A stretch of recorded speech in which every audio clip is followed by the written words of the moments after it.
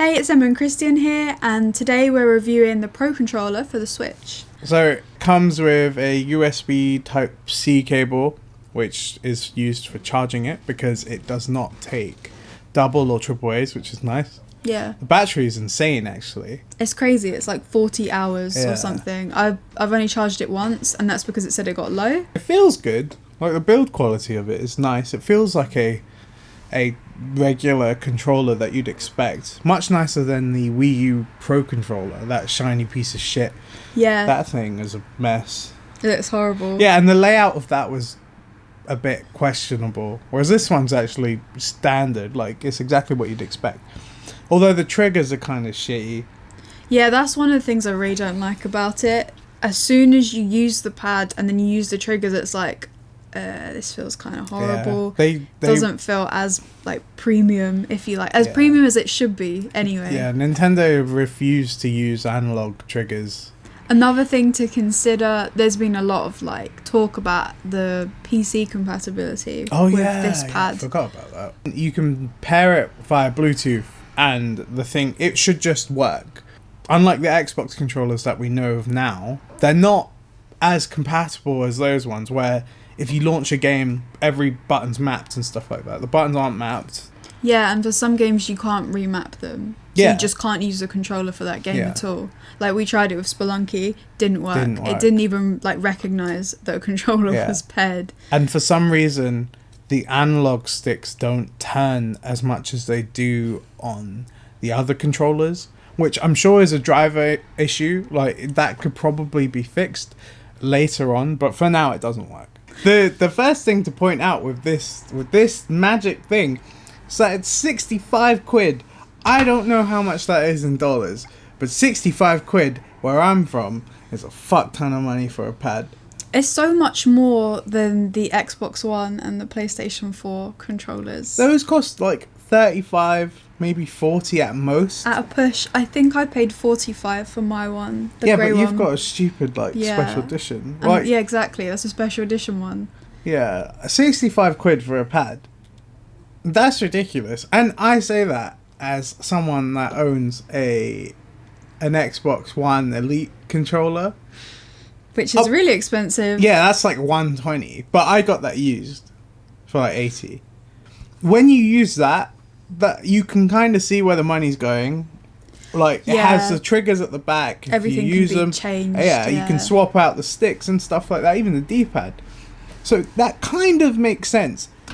I can't pull shit out of this thing. I can't do anything with it. It's just, but I mean, does it need to do that stuff?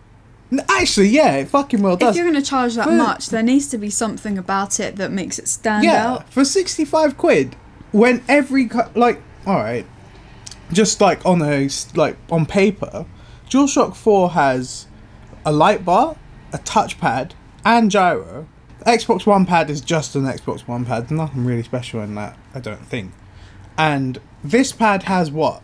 Does it have HD rumble? Yeah, but HD rumble just means rumble.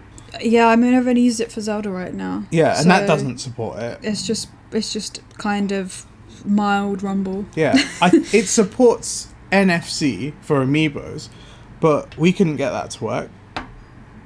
No, I can only get that to work on the Joy-Cons. Yeah, so there's nothing special in this pad at all, and yet £65. I don't know if that's because of Brexit or what, or if they're taking the piss in America as well.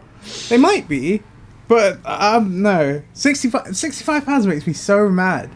Is the Pro Controller worth buying, considering that the Joy-Cons have dog mode? Yeah, dog mode. If you don't know dog mode is the docked thing for the Joy-Cons. The only reason why we own the Pro Controller, like one each, is because we got it for a stupid deal for like 35 quid, which makes it the normal price that you would want to pay for a controller. It's funny that that's a crazy deal. Yeah, exactly. Considering, but it's almost half price for 35 quid. People argue that the Joy-Cons don't have a D-pad. They have a D-pad. It's just not traditional, but it's fine. It works. It's a lot better than the 360's D-pad. Yeah. 100 times better than the 360's horrible. D-pad. I don't know. I prefer. I really do like it, and I play Tetris at like a decent level. I can go like normal speeds on that thing. Yeah, you don't feel like it hinders you at all by playing it on the Joy-Cons. Yeah. So I really like it. I think the Joy-Cons are great, and I think in the dock they're fine. So if you can't afford a £65 controller, then don't fucking buy it. Like, you don't need to. I've not had any experience enhanced by owning this thing. No, I mean, it is comfortable. Yeah, I'll give it that. It's comfortable. It's very comfortable for you for a long period of time. Like, if you're playing Zelda, like, I would play it for, like, maybe 5 hours at a time. Yeah. That, you know, at no point did I think, oh, I don't like this about this controller. Or anything. I just played and it was like, oh, I'm enjoying the game. I didn't even really think about the controller or consider it at all. Yeah. I wouldn't urge people to buy it necessarily. It's like, if you want it, then it works fine for the Switch. So that's what we think about the Pro Controller. Let us know what you think. Did you buy it? What do you think of it now that it's out and you've maybe tried it? Don't forget to like the video if you liked it, if you thought it was good. And subscribe to our channel for more stuff about the Switch and other gaming things in general. Yeah. So, thanks. Peace, dog. Bye.